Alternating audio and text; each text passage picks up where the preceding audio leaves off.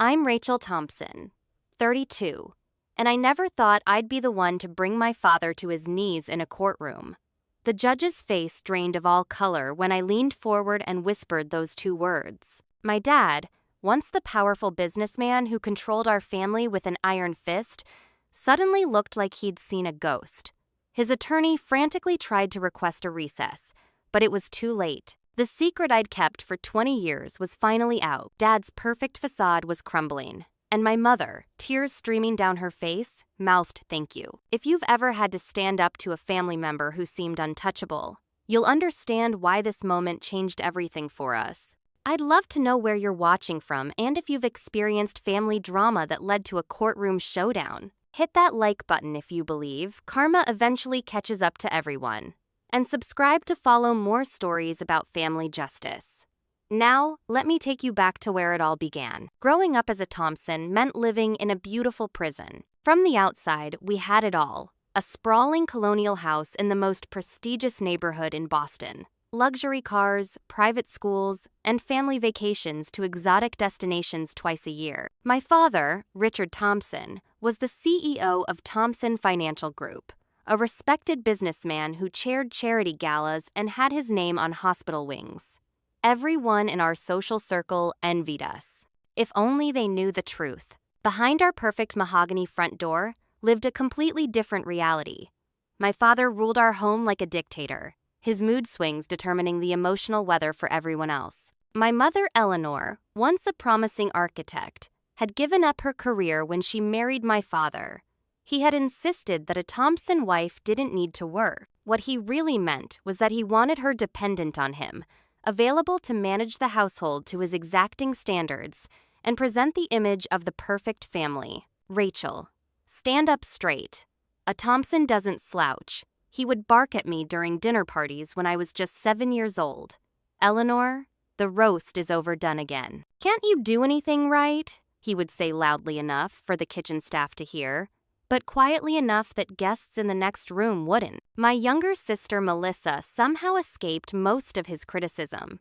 She was his princess, while I was the disappointment who could never measure up. I learned to walk on eggshells from a very young age. The sound of his key in the front door would send a wave of tension through the house. We all scrambled to make sure everything was perfect. Dinner ready, house immaculate, homework completed. If anything displeased him, his face would turn that particular shade of red that meant trouble. Who left these shoes in the hallway? He would demand, even when he knew perfectly well they were his own. It was never about the shoes. It was about control. Financial control was my father's specialty. My mother had to account for every penny she spent. He reviewed credit card statements with a red pen, circling purchases he deemed unnecessary and demanding explanations. $30 at the bookstore? What could you possibly need to read that I haven't already provided in our library? He would say, ignoring the fact that the purchase had been school books for me. Mom had no access to their joint accounts without his approval. Her allowance was deposited weekly into a separate account he monitored.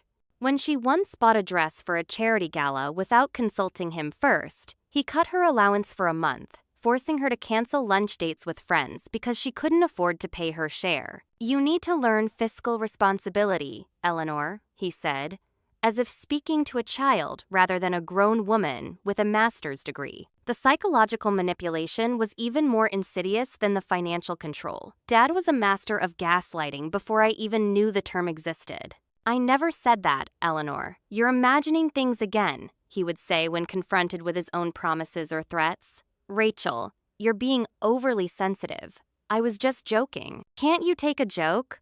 Was his response when his jokes left me in tears. He played Melissa and me against each other expertly.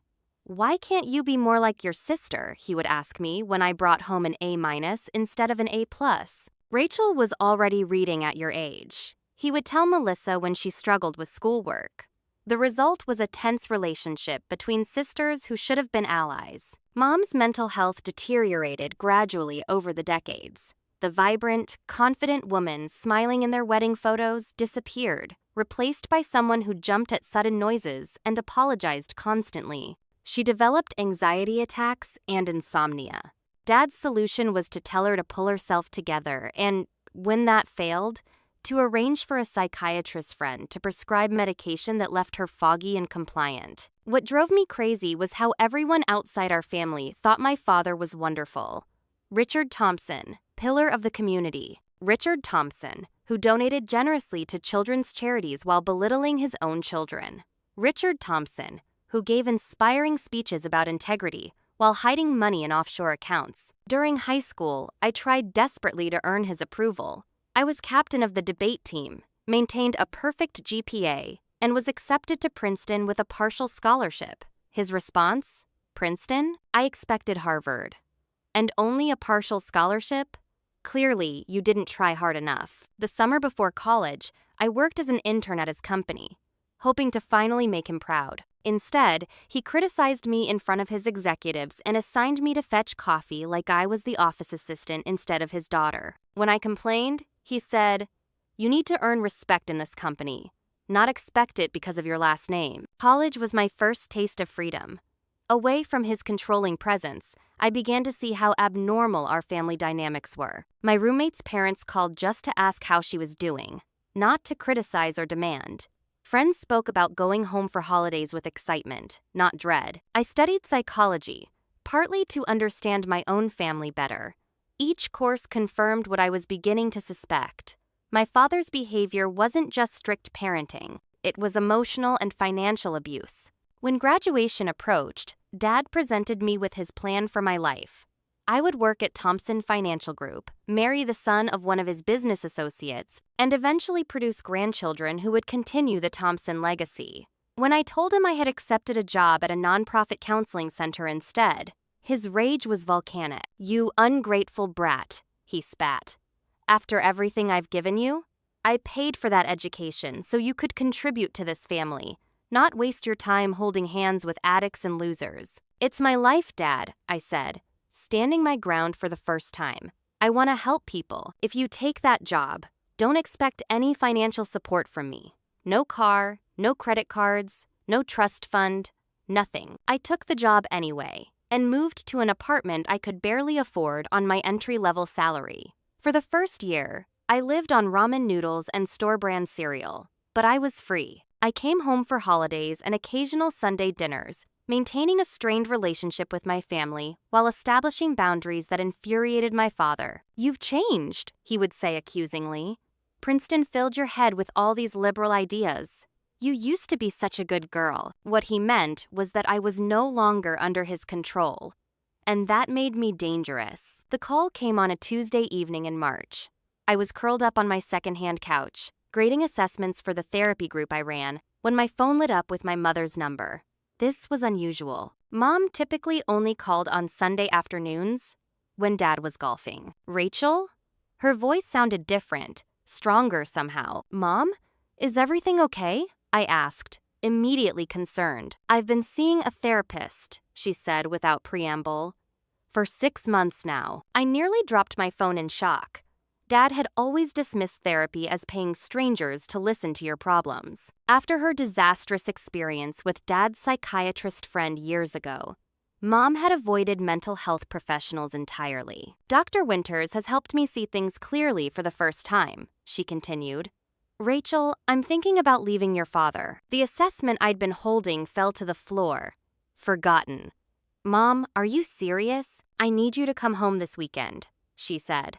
"I'm going to tell him on Saturday, and I'm scared to do it alone." That Friday, I drove the 3 hours to my childhood home with a knot of anxiety in my stomach. Mom opened the door before I could knock, pulling me into a fierce hug that felt different from her usual tentative embraces. Inside, the house looked the same: pristine, expensive, cold. But Mom had changed. She stood straighter. Her eyes were clear, no longer clouded by the anxiety medication Dad had insisted she needed. "I've been saving," she whispered as we sat in the garden, well away from the house, just a little each month from the household account.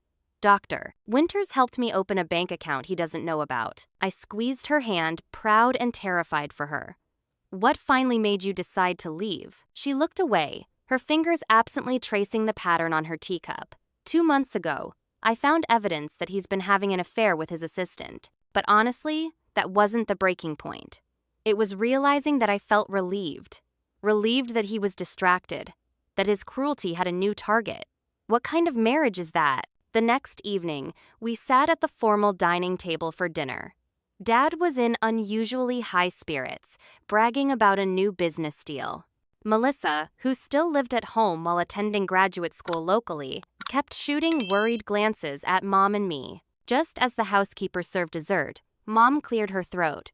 "Richard, I want a divorce." Dad's fork clattered against his plate. For a moment, he looked genuinely shocked. Then he laughed. "Don't be ridiculous, Eleanor." "I'm not being ridiculous. I've thought about this for a long time. I'm unhappy. I've been unhappy for years." The laughter disappeared from his face, replaced by a cold fury I recognized too well. "You're unhappy? You live in a $5 million house. You have staff. You have everything a woman could want, except respect," Mom said quietly. "Except love." Dad's fist came down on the table, making the crystal glasses jump. "This is about the late nights at the office, isn't it? I'm building an empire for this family. This is about 35 years of emotional abuse," Mom replied, her voice remarkably steady. "And yes, it's also about Jessica, your assistant, and probably the others before her." "You've been spying on me?" Dad's voice rose dangerously. "I hired a private investigator," Mom admitted. Dad's face turned that familiar, dangerous red. "You will not divorce me. I won't allow it." "It's not up to you," I interjected, unable to stay silent any longer. Dad's head swiveled toward me, as if he'd forgotten I was there. "This is your doing," he snarled. "You've poisoned your mother against me." "Mom made this decision herself," I said. "I'm just here to support her." "Get out of my house," he ordered, pointing at me. "You're no longer welcome here." "If Rachel leaves, I leave too," Mom said, standing up. "I've already packed a bag." Dad laughed again, but this time it was a cruel sound. "And where will you go, Eleanor? Where will you get money? Remember the prenup you signed? You'll get nothing." "I'd rather have nothing than spend another day in this house," Mom replied. Dad turned to Melissa, who sat frozen in her chair. "And what about you? Are you part of this conspiracy too?" Melissa looked from Dad to Mom to me, her face pale. "Dad, please calm down," she said. "I see," Dad said coldly. "You're taking their side." "There shouldn't be sides in a family," Melissa whispered. "Fine," Dad spat. "Go, all of you. But Eleanor, remember this. I will destroy you in court. When I'm done, you won't have a penny to your name or a shred of dignity left. I've made judges and destroyed them. You think you can win against me? You're nothing without me. Nothing." The venom in his voice seemed to shock even Melissa, who had rarely been the target of his rage. She stood up shakily. "Dad, you don't mean that." "Sit down, Melissa," he ordered. "If you walk out that door with them, don't bother coming back." I watched my sister's face crumple as she was forced to choose. To my surprise, she walked over and took Mom's hand. "I'm sorry, Dad." We left together, Mom and I in my car, Melissa following in hers. But when we reached my apartment building, Melissa couldn't bring herself to come inside. "I can't do this," she said, tears streaming down her face. "He'll never forgive me." "Melissa, you saw how he was," I argued. "That's who he really is." "He's still our father," she said. "And I still live in his house, use his money for grad school. I can't just walk away." She hugged Mom tightly. "I'm so sorry, Mom. I support you. I do. But I need to go back." As Melissa drove away, Mom and I watched in silence. "She'll be his spy now," I said bitterly. "She's scared," Mom replied. "Just like I was for all those years." The next morning, we discovered Dad had changed the locks on the house and frozen all of Mom's credit cards and bank access. My apartment became her temporary refuge as we tried to figure out next step. For a week, Dad alternated between silence and grand gestures. Flowers arrived at my apartment with notes begging Mom to be reasonable and come home where you belong. When those didn't work, the tone changed. The final bouquet came with a card that simply read, "You've made your choice.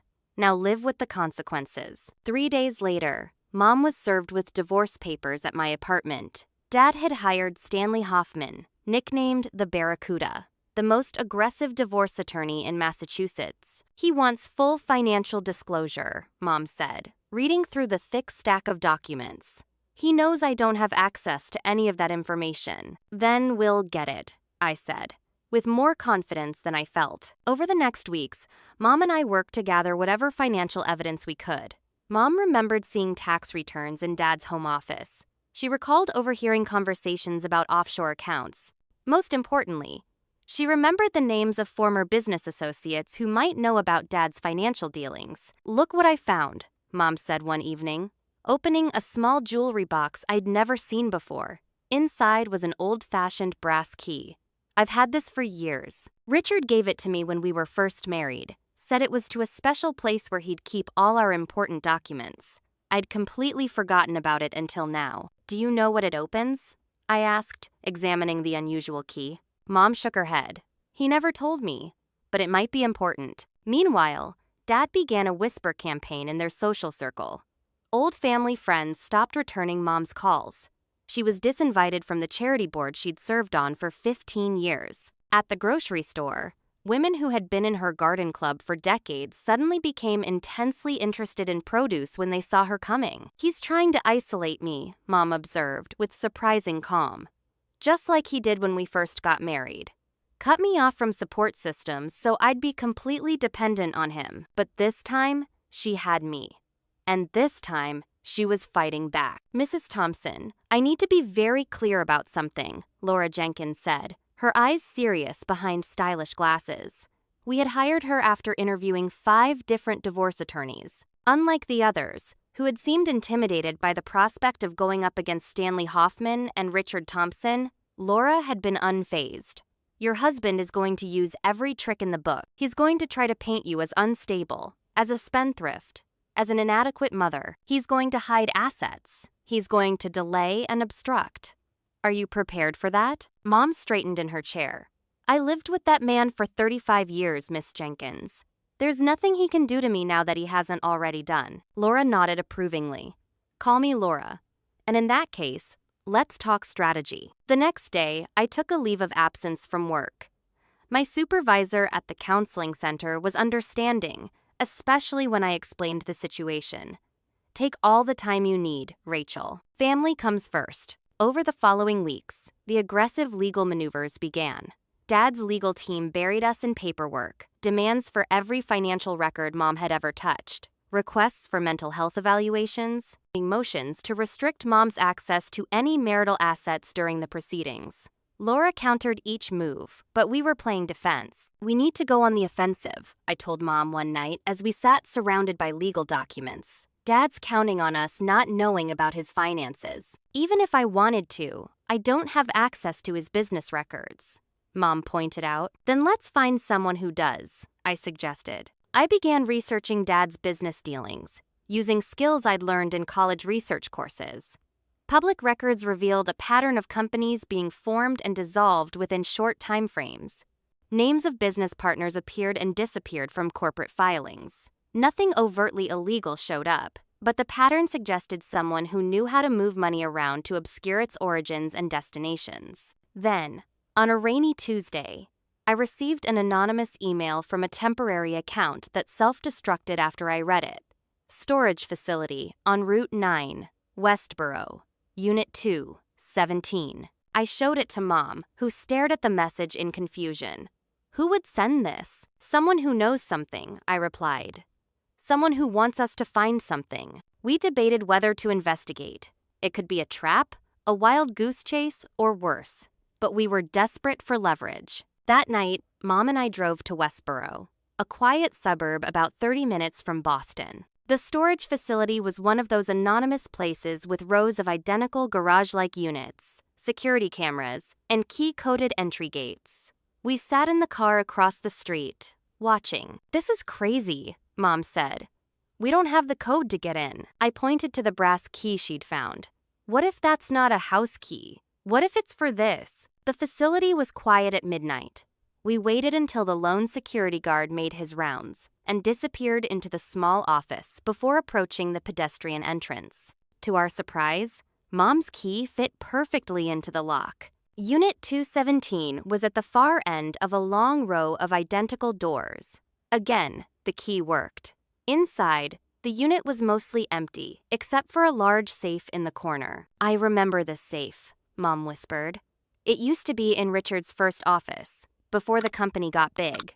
He moved it out years ago. I thought he got rid of it." The key's final use was to open the safe. Inside were stacks of financial records, going back decades. Bank statements for accounts Mom had never heard of. Property deeds and names she didn't recognize. And most damning of all, 2 sets of books for Thompson Financial Group, the official records, and what appeared to be the actual numbers. "He's been hiding money for years," Mom said, her voice a mixture of shock and vindication. "Millions of dollars. We took photos of everything with our phones, not daring to remove any documents. We worked quickly, aware that the security guard could return at any time." Just as we finished and locked everything back up, Mom's phone rang. She answered without thinking, then froze at the sound of Dad's voice. "Enjoying your midnight adventure, Eleanor?" he said, his tone deceptively casual. "I hope you found what you were looking for in Westboro." Mom ended the call, her hands shaking. "He knows we're here." We hurried back to the car, constantly looking over our shoulders. "He must have someone following us," I said as we drove away. "Or he has spyware on your phone. Or Melissa told him," Mom said sadly. Back at my apartment, we called Laura for an emergency consultation. She arrived within the hour, still dressed in yoga pants and a sweatshirt. "Show me what you found," she said.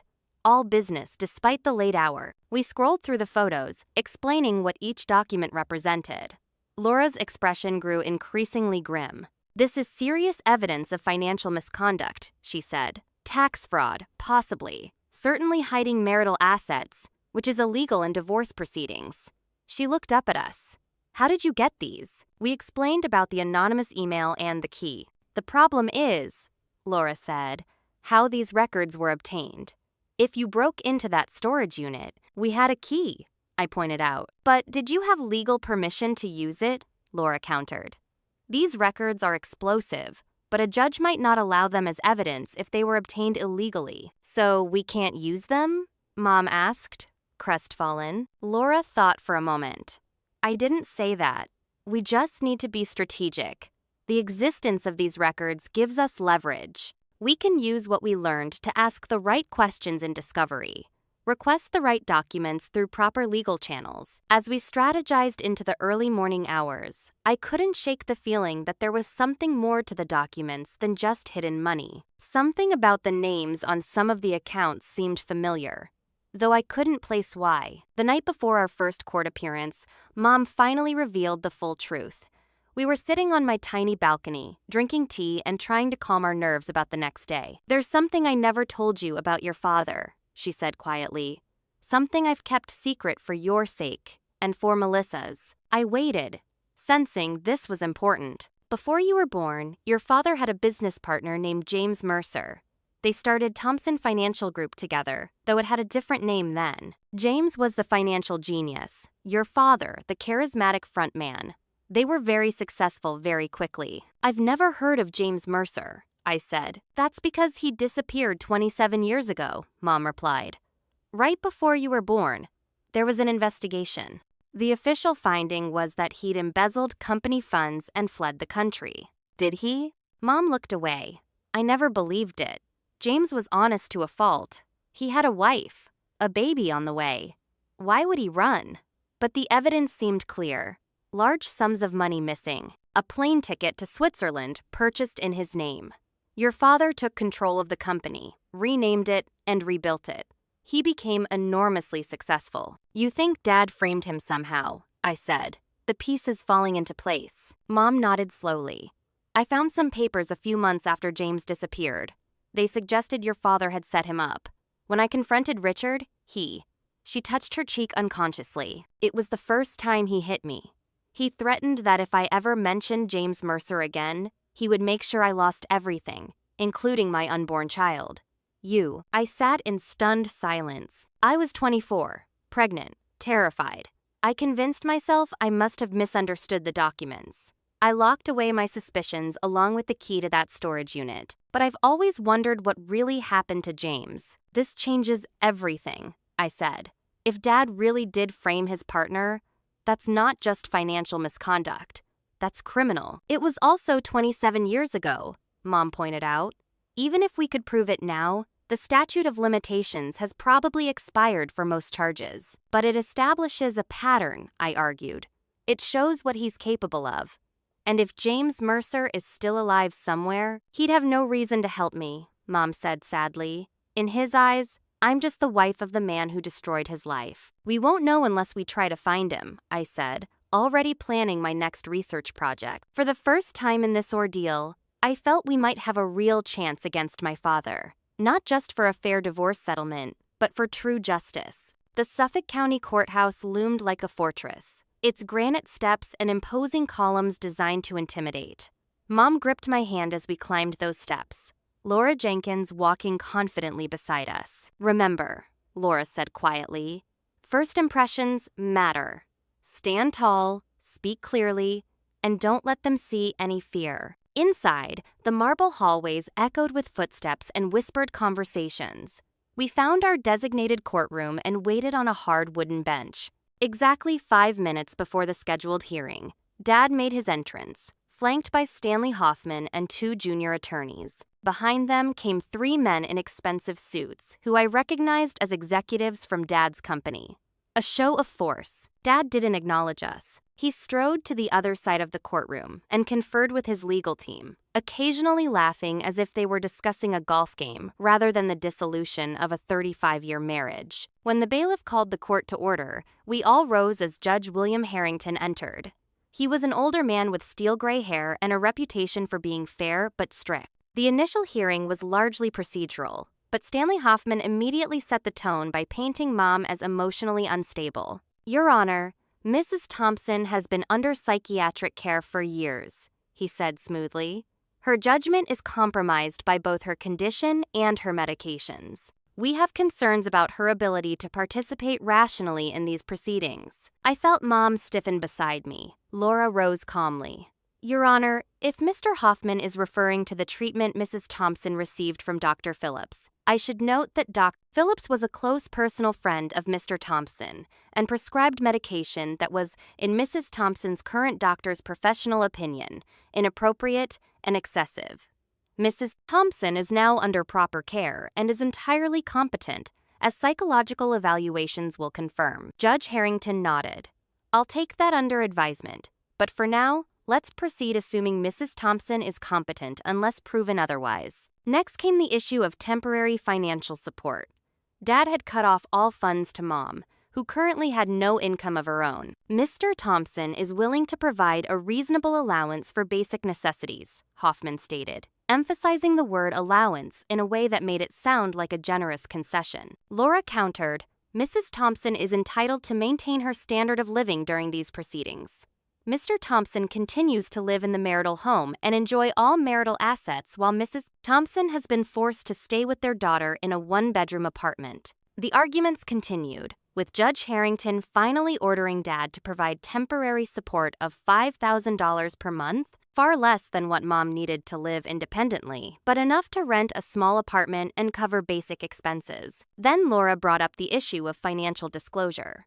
Your Honor, we have reason to believe Mr. Thompson has not been forthcoming about marital assets. We've submitted a motion for comprehensive financial discovery, including personal and business accounts. Hoffman objected immediately. Your Honor, Mrs. Thompson is on a fishing expedition.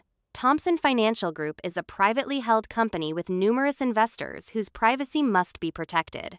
Mr. Thompson has already disclosed all relevant personal financial information, which conveniently shows almost no personal assets despite their multi-million-dollar lifestyle, Laura countered. Judge Harrington frowned. Mr. Hoffman, the court requires full financial disclosure in divorce proceedings. If there are legitimate privacy concerns for third parties, you can request specific protections, but blanket refusal is not acceptable. That's when Laura played our first card. Your Honor, we have evidence suggesting Mr. Thompson maintains offshore accounts not disclosed in his financial statements. She submitted copies of some of the documents we'd photographed, carefully selected to show evidence of hidden assets without revealing how we'd obtained them. Dad's face darkened as he examined the documents. He leaned over to whisper urgently to Hoffman, who looked increasingly concerned. Your Honor, We need time to review these allegations, Hoffman said. We request a continuance. Denied, Judge Harrington replied. Mr. Thompson will provide complete financial records, including all accounts mentioned in these documents, within 14 days. As the hearing continued, Dad became visibly agitated. When Laura mentioned James Mercer's name while discussing the early history of Thompson Financial Group, Dad actually stood up, his face contorted with anger. This is irrelevant ancient history, Hoffman interjected quickly. James Mercer embezzled funds and fled the country 27 years ago. His actions have no bearing on this divorce. Judge Harrington gave Dad a warning look. Mr. Thompson, please control yourself in my courtroom. To Laura, he added, Counselor, please stick to matters directly relevant to the division of marital assets. Yes, Your Honor, Laura replied. But I would argue that the foundation of those assets is indeed relevant. As we left the courthouse, Dad cornered us in the hallway, his voice low and threatening. You think you're so clever, Eleanor. Where did you get those documents? Who have you been talking to? Back away from my client, Mr. Thompson, Laura said firmly. This isn't over, Dad hissed. Not by a long shot. He was right. Over the next weeks, the case took increasingly disturbing turns. We discovered that Judge Harrington's wife chaired a charity that received significant donations from Thompson Financial Group. Laura immediately filed a motion requesting the judge recuse himself due to potential conflict of interest. Before the motion could be heard, we received a settlement offer from Dad. It was insultingly low. Mom would receive the vacation house in Vermont, which needed extensive repairs, a lump sum that amounted to less than 1 year of Dad's income, and no ongoing support. In exchange, she would drop all claims to any other marital assets and sign a non-disclosure agreement about the marriage and divorce. He's scared, Laura observed after reviewing the offer. He wants this to go away quickly, which means we're on the right track, I added. My research into Dad's company revealed more connections between Thompson Financial Group and Judge Harrington. The judge's brother-in-law sat on the board of a nonprofit that received substantial funding from Dad's company. His son had interned at the firm 3 summers ago. It's not enough for an automatic recusal, Laura explained. But it certainly raises questions about impartiality. Then came the phone call. I was leaving Laura's office when my cell phone rang, showing an unknown number. Rachel Thompson? The voice was male, deliberately disguised. Who is this? I demanded. Someone who knows what your father did to James Mercer. A pause. And what he's willing to do to you and your mother. My heart raced. What do you mean? Let it go, Rachel. For your own safety. Some secrets should stay buried. The line went dead. I immediately called Laura, who advised me to document the call and be extra vigilant about security. That night, I returned to my apartment to find the door slightly ajar. Inside, nothing seemed missing, but Mom's legal documents, which had been neatly stacked on the dining table, were now scattered across the floor. Some pages were missing. It's intimidation, Laura said when we reported the break-in to her. Classic Richard Thompson. We installed security cameras in my apartment that weekend. The very next day, they captured footage of someone in a maintenance uniform picking the lock, entering, and searching through our papers again. The footage wasn't clear enough to identify the intruder, but the message was, nowhere was safe. As we drove home from a meeting with Laura, I noticed a black sedan following us. It maintained a consistent distance, turning when we turned, speeding up when we did. I took evasive action, making sudden turns and doubling back, eventually losing the tail. This is getting dangerous, Mom said, her face pale. Maybe we should consider his settlement offer. That's exactly what he wants, I replied, to scare us into giving up. Then Melissa called. We hadn't heard from her since she'd returned to Dad's house the night Mom left. Her voice was hushed, frightened. Rachel, you and Mom need to be careful, she said. Dad's losing it. I've never seen him like this. What do you mean? He's drinking every night, having these intense conversations behind closed doors. I heard him on the phone saying he'd take care of the problem, whatever it costs. She paused. Rachel, I think he might do something desperate. Melissa, you need to get out of that house, I urged. I can't yet, she whispered. But I wanted to warn you. He's scared of something more than just the divorce. After that call, we took additional security measures. I stayed with Mom at her new apartment every night. We varied our routes to Laura's office and the courthouse. We spoke in code on the phone, assuming we were being monitored. Despite the pressure, we continued building our case.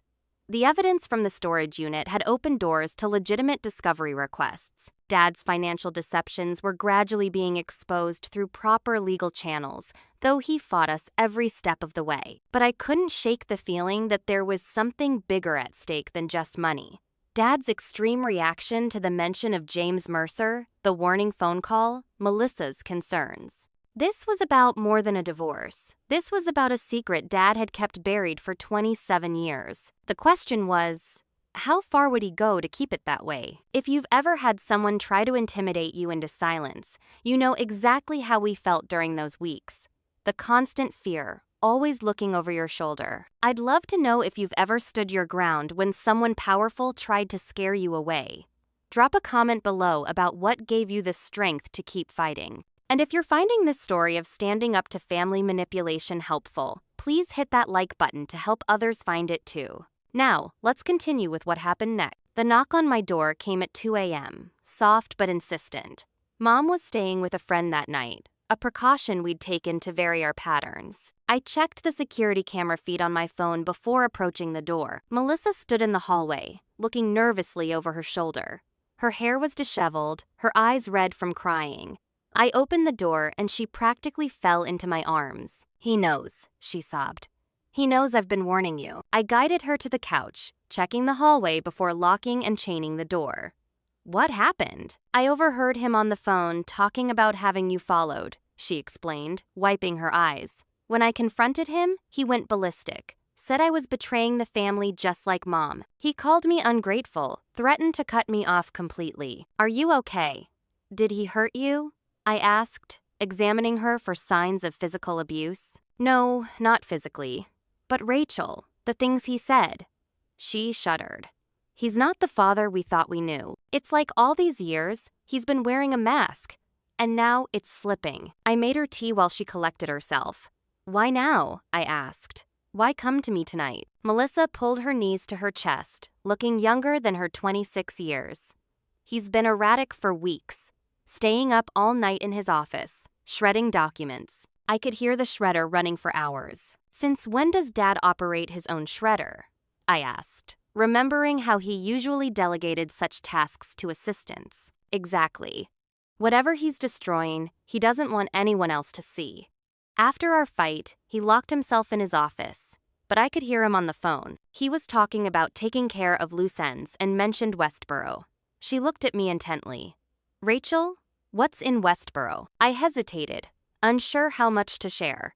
Despite her warning calls, Melissa had remained in Dad's house, financially dependent on him. Could I trust her completely? "That storage unit you found, right?" she pressed. "The one with the financial records?" I stared at her in shock. "How do you know about that?" "Dad's been obsessed with it since you and Mom went there. He had the locks changed the next day. He's had someone watching the facility ever since." She took a deep breath, but I made a copy of the new key. I sat down, stunned. "Melissa, what are you doing? Choosing sides?" She met my gaze steadily. "The right side. I should have left with you and Mom that first night.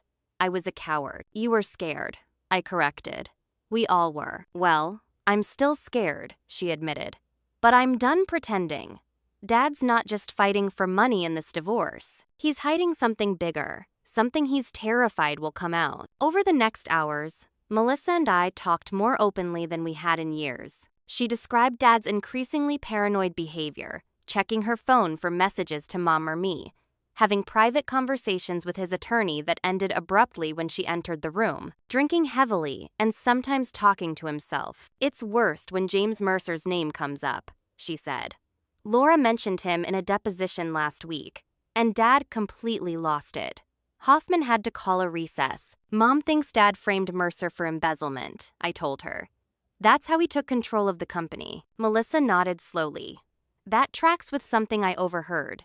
Dad was on the phone with someone, talking about how the Mercer situation was handled years ago, and it needed to stay buried. We stayed up until dawn, planning. Melissa would pretend to reconcile with Dad, apologizing for her momentary disloyalty, and blaming it on confusion and stress. From inside the house, she would gather whatever information she could. "He still thinks of me as his princess," she said with disgust. "The good daughter who doesn't ask questions.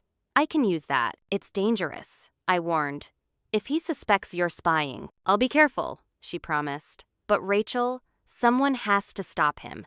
What he did to Mom all these years, what he's trying to do to her now, it's evil." Melissa's defection marked a turning point in our fight against Dad.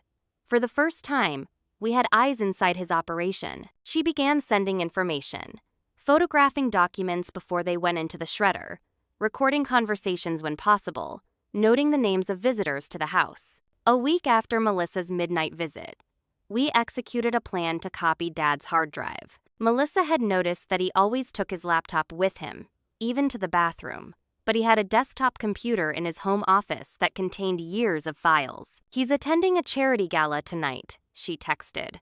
"Security system will be off from 7:30 to 7:45 for you to enter through the side gate. Office window will be unlocked." It felt surreal to be breaking into my childhood home, sneaking across the manicured lawn where I'd once played. The side gate creaked slightly as I eased it open, making my heart race.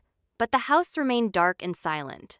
Melissa had gone to the gala with Dad, part of maintaining her cover as the loyal daughter. I found the office window unlocked as promised. Inside, the room smelled of Dad's expensive cologne and the scotch he favored. Family photos lined the credenza behind his desk. Dad with Melissa at her graduation, Dad shaking hands with the governor, Dad and Mom at a charity event, her smile strained, his arm gripping her waist possessively. I worked quickly, connecting a small device Laura had obtained from a cybersecurity expert. It copied the entire hard drive in minutes. As I was about to leave, I noticed a photo partially hidden behind others. I picked it up. Two young men in 1,990 seconds business attire, arms around each other's shoulders, champagne glasses raised in celebration. Dad looked younger, happier. The other man I didn't recognize, but the inscription read, "To Richard and James, the beginning of an empire, 1,992. James Mercer." The man Dad had allegedly framed. I snapped a photo of the picture with my phone and replaced it exactly as I'd found it, then slipped out the way I'd come in. Mission accomplished. The hard drive proved challenging. Many files were encrypted, requiring specialized software to access. We hired a private cybersecurity expert recommended by Laura, who warned us about potential legal issues. If these files were obtained without proper authorization, they might not be admissible in court, she cautioned. "We're not necessarily looking for court evidence," I replied. "We're looking for the truth." 3 days later, the expert reported success. "I've decrypted the most recent files," he said, handing us a flash drive. "There's something you should see right away." The files contained more than financial fraud. There were emails dating back years, meticulously archived between Dad and various officials. A police detective who had investigated James Mercer's disappearance, a bank executive who had helped create false records, a private investigator who had manufactured evidence. "He didn't just frame Mercer for embezzlement," I said, my voice shaking as I read through the emails. "He systematically destroyed the man's reputation, his career, his life, but the most disturbing document was a scanned copy of a handwritten agreement between Dad and someone identified only as JL. Dated 3 months after Mercer's disappearance. It referenced a permanent solution to the JM problem and specified a payment of $250,000. "Rachel," Mom said, her face ashen. "This sounds like he might have had Mercer killed," I finished, "or at least paid someone to make him disappear permanently." We sat in stunned silence, the implications sinking in. If true, this went far beyond financial fraud or even framing an innocent man. This was potentially conspiracy to commit murder. "We need to take this to the police," I said finally. Laura shook her head. These documents were obtained illegally. They'd be thrown out immediately. And without a body or direct confession, it would be nearly impossible to prove anything after 27 years. "So he just gets away with it?" I demanded. "Again? Not necessarily," Laura replied thoughtfully. "While we can't use these documents directly in criminal court, they give us leads to follow: names, dates, Connections. We can look for witnesses who might still be alive, records that might exist in legitimate, accessible archives. And for the divorce case? Mom asked. For the divorce, these give us a roadmap of what to request through official discovery. We know what exists now, so we can phrase our requests precisely. Laura tapped the flash drive. More importantly, this gives us leverage. Richard knows what he did. He knows these files exist. The question is, what would he do to keep them from coming to light? The answer was both simple and terrifying. Anything. We needed to find James Mercer if he was still alive. The cybersecurity expert agreed to search for him discreetly while we focused on the divorce case. What if we subpoena Dad's former business partner directly? I suggested. Force him to testify about what happened. First, we have to find him, Laura pointed out. And even then, after all this time, why would he help your mother? Because he'd want justice, I said. Wouldn't you? Our moral dilemma was profound. Using the information we'd found might help Mom get a fair settlement, but was it right to use illegally obtained evidence? More importantly, if Dad had actually arranged Mercer's murder, did we have an obligation to pursue justice regardless of how we'd discovered the truth? I need to know what happened to James, Mom said quietly. Not just for the divorce, but for my own conscience. I suspected something 27 years ago and I did nothing. I can't live with that anymore. We decided to proceed on parallel tracks, using our knowledge to guide legitimate discovery requests in the divorce case while privately searching for James Mercer or evidence of what had happened to him. What we didn't know then was that the clock was ticking. Dad was growing more desperate by the day, and desperate men are the most dangerous of all. As the date for our next major court appearance approached, Dad's behavior became increasingly erratic. Mom began receiving anonymous notes at the boutique where she'd taken a part-time job. Drop the divorce or regret it, said one. Some secrets are meant to stay buried, warned another. I confronted the private investigator Dad had hired to follow us, cornering him outside my apartment building one evening. Tell my father that intimidation is only making us more determined, I said, staring him down. The man, a weathered ex-cop in his 50s, had the decency to look uncomfortable. Look, I'm just doing my job, he muttered. But between you and me, your dad's crossing lines. I've told him I won't do anything illegal. Then why are you still working for him? He glanced around nervously. He knows things about me, okay? Things that could hurt my family. He lowered his voice. Be careful. He's hired someone else. Someone who doesn't have my scruples. This warning was confirmed when Melissa discovered Dad meeting with a man she didn't recognize. Someone with cold eyes and military bearing who didn't leave his business card or sign in at the reception desk. They met in Dad's car. Not his office, she texted me. Very secretive. Laura Jenkins became the next target of Dad's desperate tactics. She received a phone call offering a substantial consultation fee if she would drop Mom as a client. Your client can't afford to pay you what you're worth, the caller said. Mr. Thompson recognizes your talent and would be happy to compensate you appropriately. Laura, true to her reputation, recorded the call and immediately reported the bribery attempt to the State Bar Association. Dad's attorney, Stanley Hoffman, claimed no knowledge of the offer, but the damage was done. The attempted bribery became part of the court record. Meanwhile, our private investigator had been searching for James Mercer. Most people who disappear don't want to be found, he told us. They change names, create new identities, but they usually leave traces.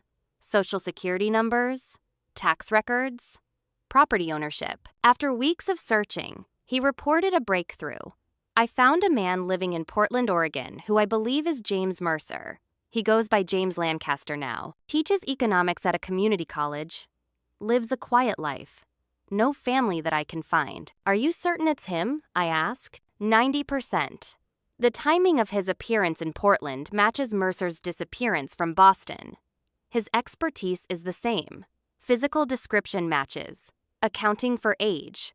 And he's been meticulous about keeping a low profile, which suggests someone with something to hide, or someone hiding from something. We debated how to approach him. A direct confrontation might scare him off. A phone call could be ignored. Eventually, we decided I would fly to Portland and try to speak with him in person. Before I could make arrangements, Melissa nearly blew her cover. Dad came home unexpectedly while she was copying files from a locked drawer in his desk. She barely managed to replace everything and pretend to be looking for a pen before he entered the office. "What are you doing in here?" he demanded, suspicion evident in his voice. "Looking for stamps," she improvised. "I need to mail a birthday card to Professor Wallace." Dad stared at her for a long moment. "Use the ones in the kitchen drawer," he said finally. "You know I don't like anyone in my office when I'm not here." That night, Melissa texted, "Close call. Need to be more careful. He's watching me now." The pressure continued to mount. 2 weeks before our court date, Dad made a final attempt to intimidate Mom into dropping the case. He cornered her in the parking lot after work, his expensive car blocking her exit. "Get in," he ordered through the open passenger window. "We need to talk." "I have nothing to say to you outside of court," Mom replied, her voice remarkably steady despite her fear. "Eleanor, this is your last chance," Dad said, his tone icy. "Drop this nonsense now, take the settlement offer, and we can all move on with our lives." "Move on?" Mom's voice rose slightly. "After 35 years of emotional abuse? After you've threatened me, stalked me, tried to paint me as mentally unstable? After what you did to James Mercer?" Dad's face went white at the mention of Mercer's name. "You know nothing about that." "I know enough," Mom said. "And soon, so will everyone else." "You stupid woman," Dad hissed. "You have no idea what you're dealing with. If you pursue this, you'll lose everything. Everything." "I already lost everything the day I married you," Mom replied. "Now I'm taking it back." She turned and walked away, leaving him sitting in his idling car. When she told me about the encounter later, her hands were shaking, but her eyes shone with a strength I'd never seen before. "He's scared," she said. "For the first time in our marriage, he's the one who's afraid." The night before our court date, Mom finally revealed to me what the 2 words from our strategy sessions meant. "There was a case," she explained, "before you were born. A wrongful death lawsuit against one of Richard's early business ventures. A construction project collapsed, killing a worker. The case was hushed up, settled quietly. But there would be a record." "What does that have to do with our situation now?" I asked, confused. "The judge in that case was William Harrington." "Our judge? That can't be coincidence." "No," Mom agreed. "Richard specifically requested Harrington for our divorce. I thought it was because they had connections, that Harrington would favor him. But you think there's more to it? Richard controlled people through secrets, through shame. What if he has something on Judge Harrington from that old case? What if there was something improper about how it was handled?" I considered this. The case would have a number in the court records. Mom nodded. I remembered it after all these years because it was unusual it had letters in it, not just numbers. JH1992473. JH, I repeated. James Harrington? Judge Harrington's relative? His younger brother, Mom confirmed. The construction company belonged to the judge's brother. Richard told me once, when he was drunk and boasting, that he'd solved a problem for the judge, that the judge would never forget the favor. The pieces were finally falling into place. Dad hadn't just requested Judge Harrington because of social connections or charitable donations. He had leveraged a 27-year-old case to ensure a favorable outcome in the divorce. If the judge was involved in covering up negligence that led to a worker's death, I began. His career would be over, Mom finished. Even after all these years, we called Laura immediately, updating her on this critical information. "This changes our strategy completely," she said. "We need to request the judge's recusal first thing tomorrow morning. The case number alone might be enough to rattle him." "And if he refuses to recuse himself?" I asked. "Then we have our appeal strategy ready," Laura replied. "But I'm betting he'll step down rather than risk exposure." That night, none of us slept well. The stakes had never been higher. We were challenging not just Dad's financial deceptions, but potentially exposing judicial corruption and reopening a decades-old wrongful death case. As dawn broke on the day of the hearing, we received an unexpected news alert. Prominent Boston businessman under federal investigation. The article didn't name Dad specifically, but mentioned irregularities in offshore accounts connected to several high-profile financial firms. Minutes later, my phone rang. It was Dad, his voice slurred with either alcohol or exhaustion. "What have you done?" he demanded. "Who have you been talking to?" "I don't know what you mean," I said honestly. "The feds. Rachel. They're crawling all over my office." He laughed bitterly. "You think you've won?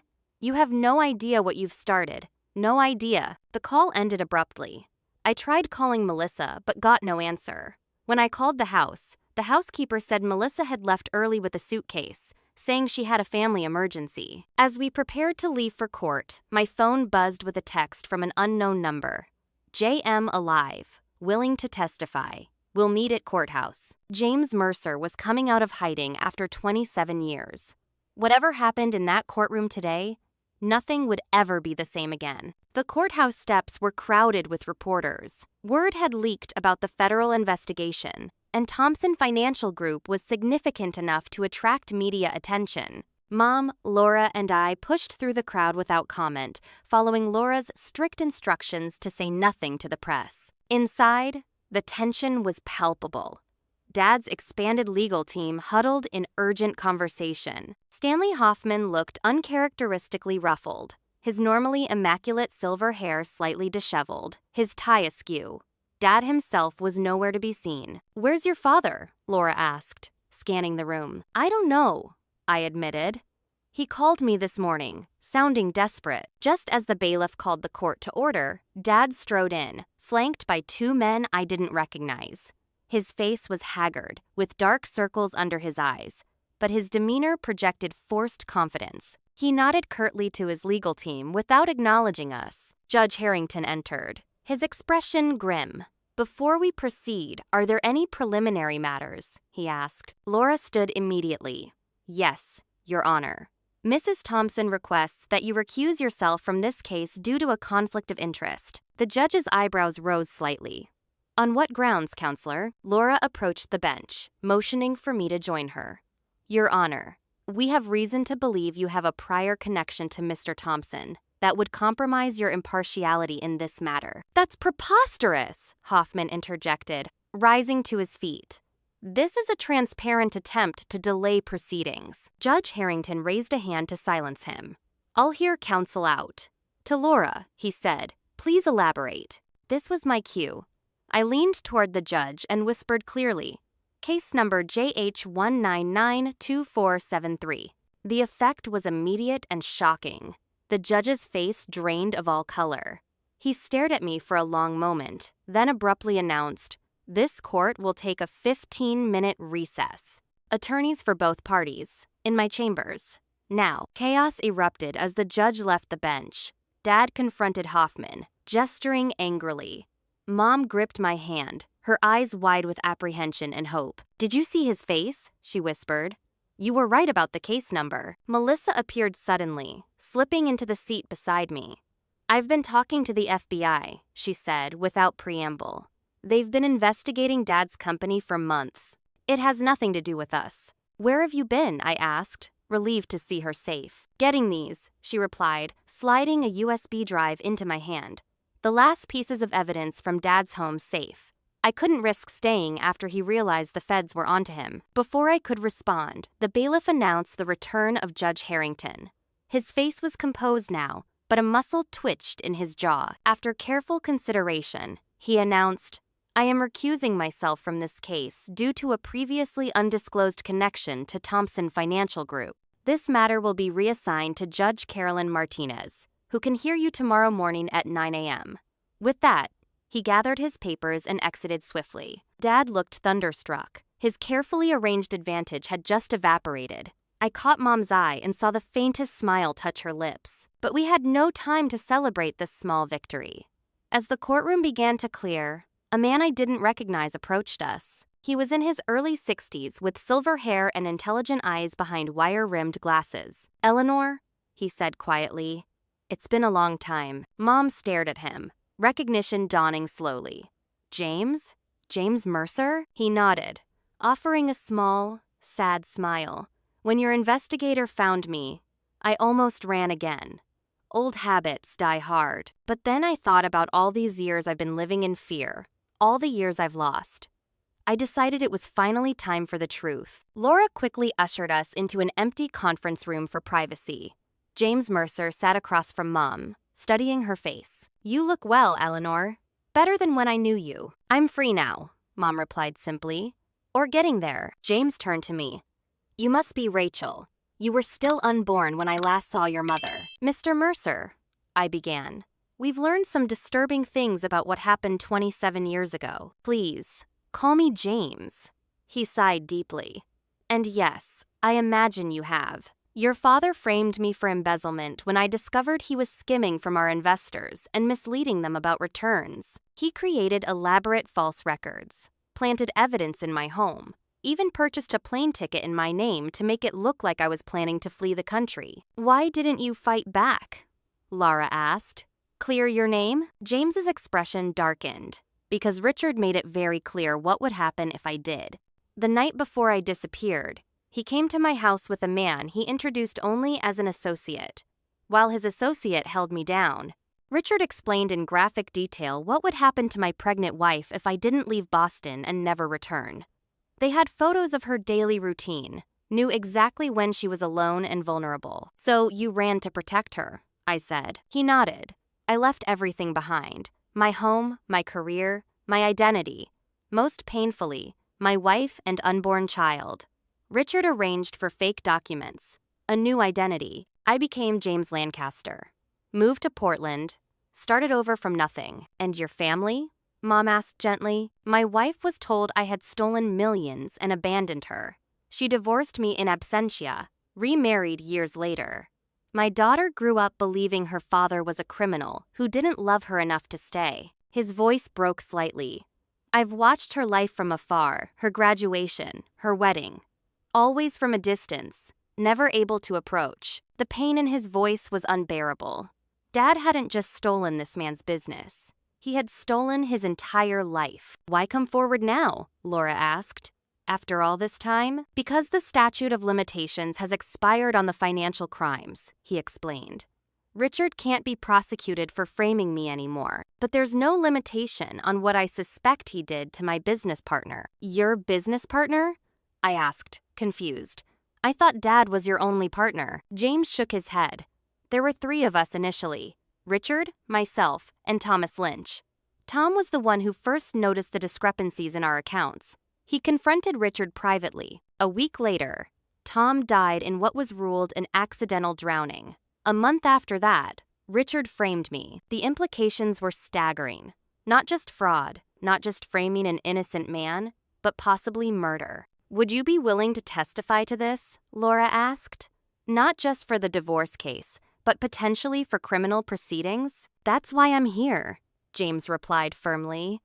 "After 27 years of hiding, I'm ready for the truth to come out, whatever the consequences." As James continued sharing details of Dad's early business practices, the conference room door burst open.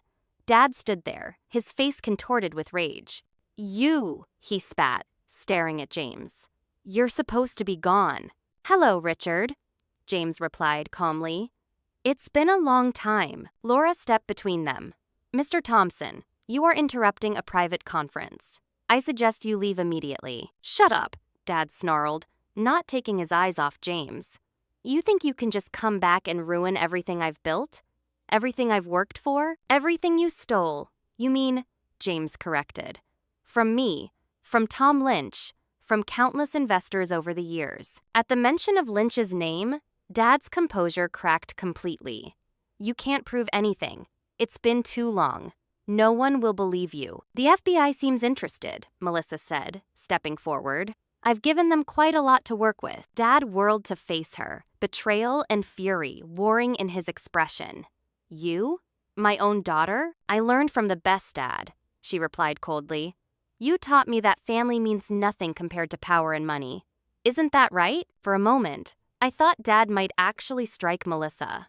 His hand twitched at his side, his face purple with rage. Instead, he turned back to James. "You'll regret this," he threatened. "All of you." "No, Richard," Mom said, standing to face him. "You're the one who will regret. Every cruel word, every manipulation, every lie. It's over." The bailiff appeared in the doorway.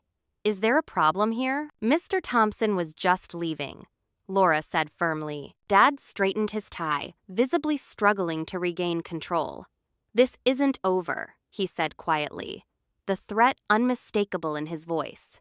Then he turned and walked out. The next morning, we reconvened before Judge Martinez. Dad looked like he hadn't slept, his normally impeccable appearance showing signs of strain.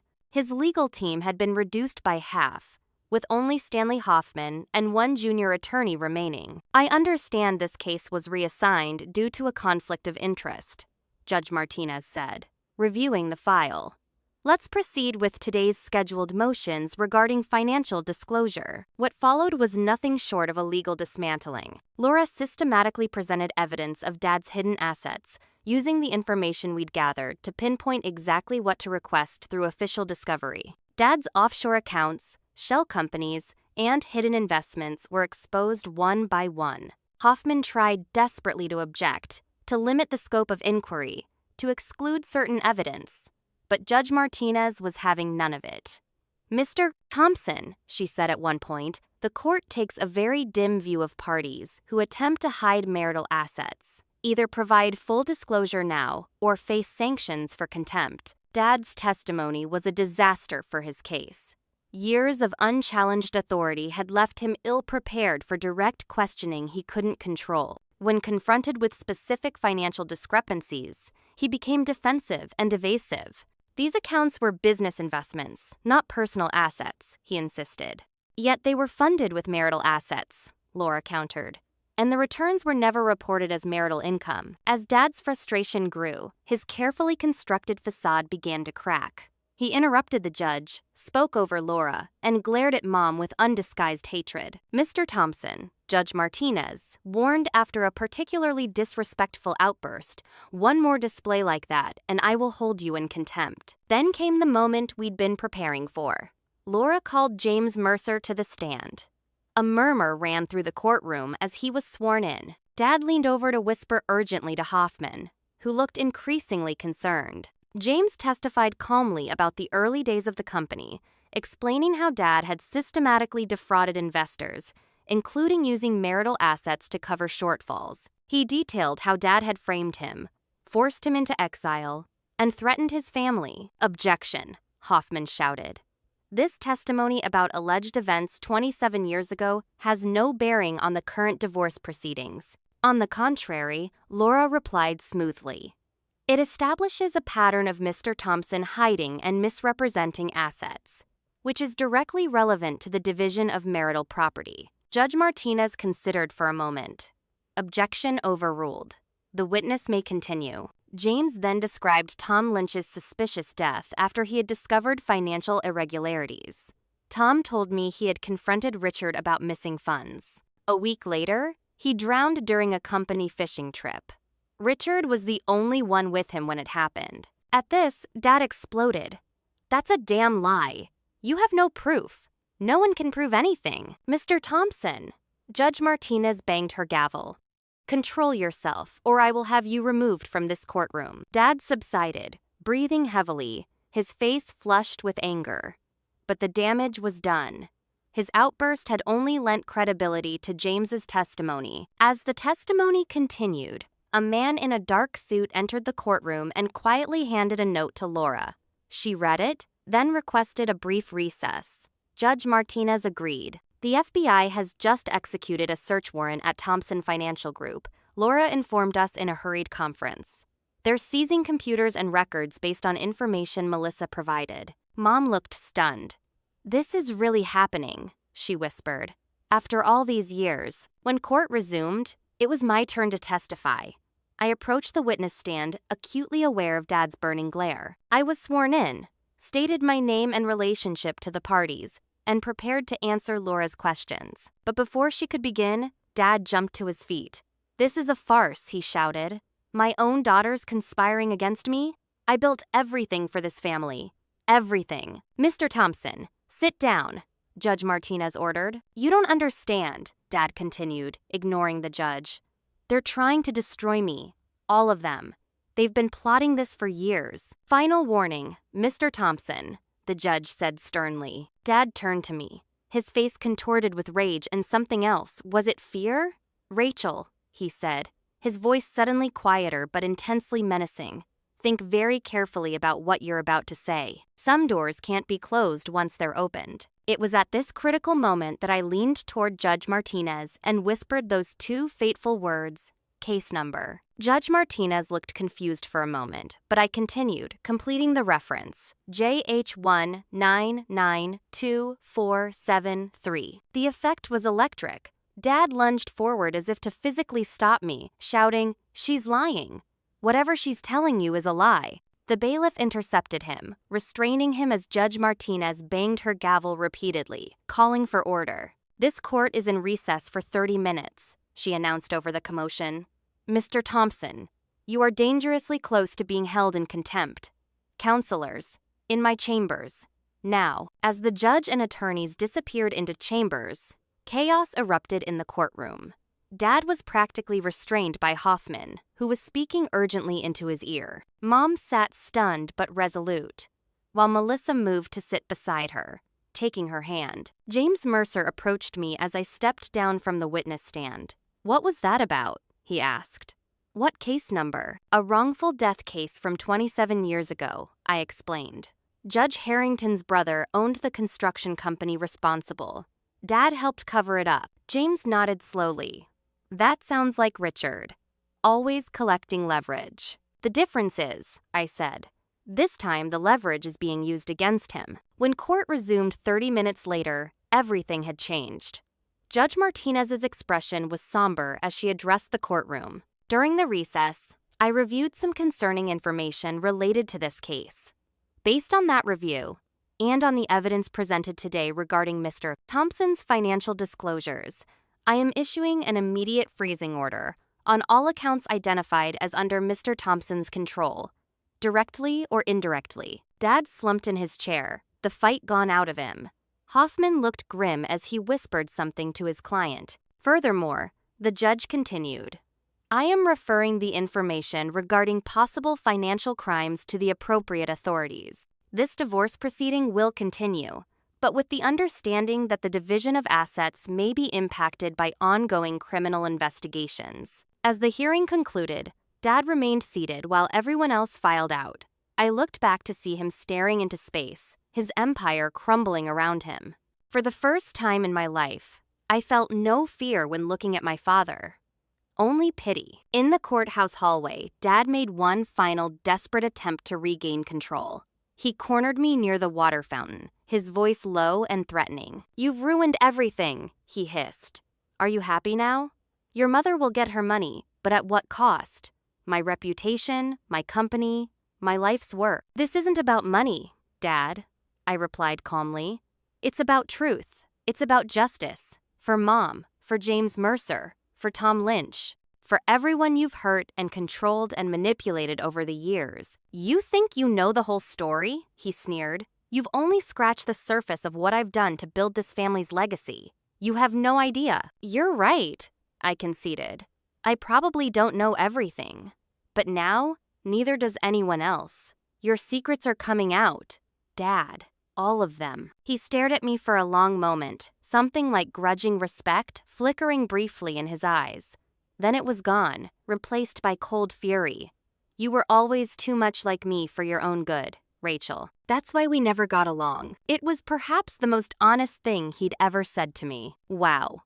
I can't believe we've reached this critical turning point in the story. If you've ever had to stand up to someone who seemed untouchable, you know exactly how terrifying and liberating that moment can be. Have you ever had to speak truth to power, even when your voice was shaking? Let me know in the comments below. And if you're finding value in this story about family justice, please hit that like button and subscribe to see the conclusion. Now, let's wrap up what happened after that fateful day in court. The weeks following that dramatic courtroom showdown were a whirlwind of legal proceedings, media coverage, and personal reckonings. Judge Martinez ruled heavily in Mom's favor, awarding her half of all marital assets, including those Dad had attempted to hide. The family home, which Dad had insisted was his despite being purchased during the marriage, was awarded to Mom. Most importantly, she received financial independence after 35 years of control and manipulation. For Dad, the consequences extended far beyond the divorce. The evidence uncovered during our investigation, combined with Melissa's cooperation with federal authorities, led to a Securities and Exchange Commission investigation of Thompson Financial Group. Dad was forced to step down as CEO pending the outcome. Several longtime clients withdrew their business, and the company's stock plummeted. The criminal implications of James Mercer's testimony were more complicated. The statute of limitations had indeed expired on the fraud and framing, but the questions surrounding Tom Lynch's death remained open. The case was officially reopened as a potential homicide, though proving anything after 27 years would be challenging. As for the infamous case number that had started the final downfall, JH1992473, it revealed a complex web of judicial misconduct. Judge Harrington had indeed presided over a wrongful death case involving his brother's construction company. Dad had provided false documentation that helped limit liability, and in return, gained a powerful ally in the legal system. The judge's abrupt recusal and subsequent request for early retirement spoke volumes. The media coverage was intense at first. Financial titan falls amid divorce and fraud allegations. Thompson Financial Group under federal investigation. Decades. Old death case reopened. Mom found it overwhelming and retreated from public view, staying with friends until the attention died down. In the courthouse hallway after the final divorce ruling, Dad confronted me one last time. His appearance had deteriorated dramatically. His designer suit hung loosely on his frame. His eyes were bloodshot, his once impeccable hair unkempt. "Are you satisfied?" he asked, his voice rough. "You've destroyed everything I built." "You destroyed it yourself, Dad," I replied without anger. "Every lie, every manipulation, every person you stepped on to get what you wanted, it was always going to collapse eventually." He laughed bitterly. "You sound just like your mother, self-righteous, judgmental. You have no idea what it takes to succeed in this world. If success means becoming what you became, I'll pass." He studied me for a long moment.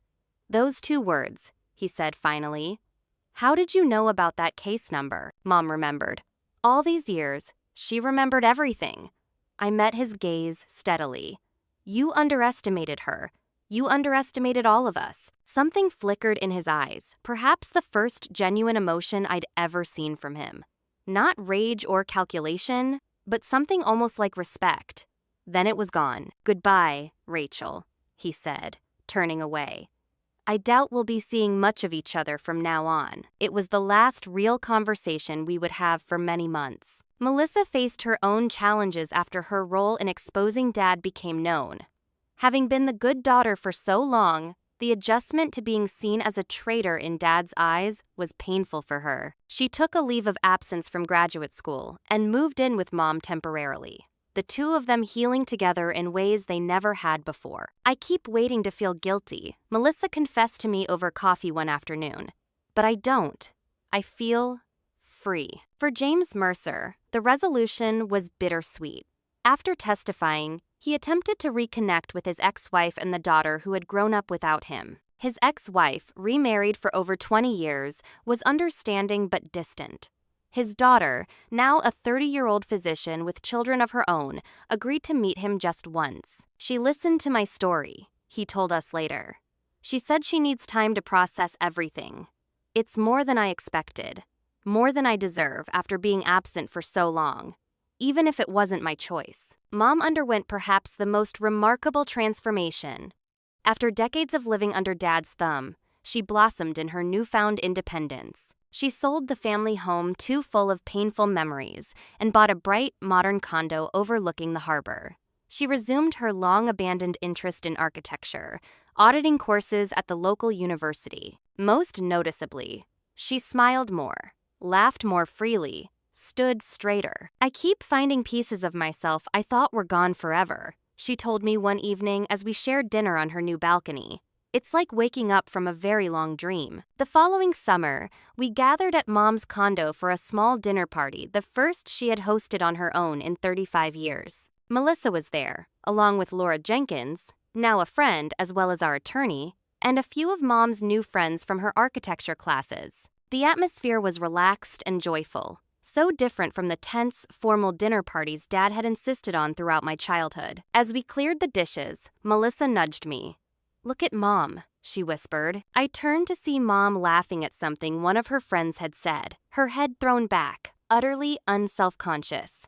She looked younger somehow, vibrant in a way I'd never seen before. She's finally herself, I said. Later that evening, Mom showed us her latest project, transforming the family photo albums. She had removed the stiff, formal portraits Dad had insisted on and replaced them with candid shots of the three of us, Mom, Melissa, and me, along with photos of Mom's parents and her new friends. I'm reclaiming our history, she explained, creating a new visual narrative of our family. One album page caught my attention, a photo of Mom holding my newborn daughter Emma, born just 3 months earlier. 3 generations of Thompson women, free from the cycle of control and fear that had defined our family for so long. The final piece of closure came unexpectedly.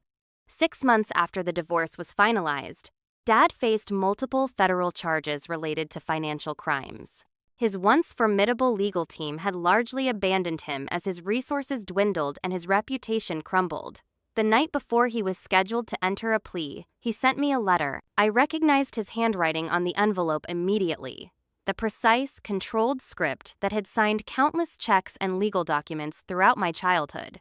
For a long moment, I held the unopened envelope, wondering what final manipulations or justifications it might contain. Then I placed it in my desk drawer, unopened. Some chapters don't need a final word. Some cycles break when we simply walk away. Mom continues to heal and grow, discovering new interests and strengths. She's started a small foundation to help domestic abuse survivors navigate the legal system, using her experience to guide others toward freedom. Melissa completed her graduate degree and now works as an advocate for financial literacy among women, teaching them to recognize and avoid the kind of financial control Dad exerted over Mom. As for me, I returned to my counseling practice with a deeper understanding of family dynamics and the long shadow of psychological abuse. My daughter will grow up knowing her worth isn't measured by someone else's approval, that love doesn't come with conditions, that her voice matters. Dad's final legacy wasn't wealth or power or social standing. It was the 3 women who emerged from his control stronger than he could have imagined, determined to break the cycle for the generations to come. Those 2 words in the courtroom case number changed everything. But the most important words came later. Healing, freedom, truth.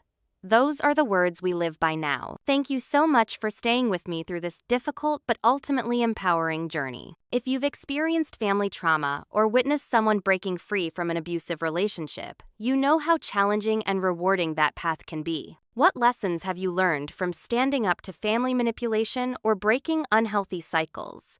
I'd love to hear your stories in the comments below. If this account of finding justice and rebuilding has resonated with you, please like this video and subscribe to my channel for more stories about family healing and personal transformation. Share this with someone who might need to hear that standing up for yourself is possible, even against seemingly insurmountable odds. Remember, sometimes the most important family we create is the one that comes after we've broken free from toxic patterns. Until next time, take care of yourself and those you love.